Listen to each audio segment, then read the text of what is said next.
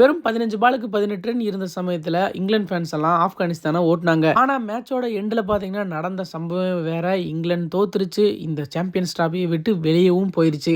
Namibia, Scotland மாதிரி எங்கேயோ ஒரு ஓரத்துல இருந்த ஆப்கானிஸ்தான் டீம் இன்னைக்கு எல்லா பக்கமே முன்னிலை வைக்கிறாங்க அப்படின்னா அவங்களோட டீம் எஃபோர்ட் தாங்க இதுக்கெல்லாம் காரணம். ஆப்கானிஸ்தான் ஜெயிக்கிறதுக்கு மிக முக்கியமான காரணம் இப்ராஹிம். நீங்க சொன்னா நம்ப மாட்டீங்க, ஆப்கானிஸ்தானுக்கு நேத்து 37 ரன்னுக்கு 3 விக்கெட் போயிருச்சு. ஆப்கானிஸ்தான் எப்படியும் 150 ரன் கூட தாண்ட மாட்டாங்க அப்படிங்கிற சமயத்துல இப்ராஹிம் 177 ரன் அடிச்சிருந்தாரு. டக்கெட்டோட சாதனையெல்லாம் ஓவர்டேக் பண்ணி சாம்பியன்ஸ் டிராபி வரலாற்றிலேயே அதிக ரன் குவித்தவர் அப்படிங்கிற பெருமையும் இவருக்கு கிடைச்சிருக்கு. அதே மாதிரி உமர் சாஹிப் நேத்து பயங்கரமா பவுலிங் போட்டு 5 விக்கெட் எடுத்திருந்தாரு. போன T20 வேர்ல்டு கப்ல ஆஸ்திரேலியாவை வெளியேற்றின மாதிரி இந்த டைம் ஆப்கானிஸ்தான் இங்கிலாண்டை வெளியேற்றிட்டாங்க. சரியான மேட்ச் அப்படின்னு தாங்க சொல்லுவேன். இங்கிலாந்து பாத்தீங்கன்னா 8 ரன் வித்தியாசத்துல தான் தோத்துருக்காங்க. கடைசியில ஜோ ரூட் 120 ரன்ல அவுட் ஆகாம இருந்திருந்தா இங்கிலாந்து ஜெயிக்கிறதுக்கு அதிக வாய்ப்புகள் இருந்திருக்குங்க. ஆப்கானிஸ்தான் ஆஸ்திரேலியா பீட் பண்ணுமா, செமி வருமா? உங்களுக்கு கருத்து என்ன கமெண்ட் பாக்ஸ்ல கூட ஷேர் பண்ணுங்க.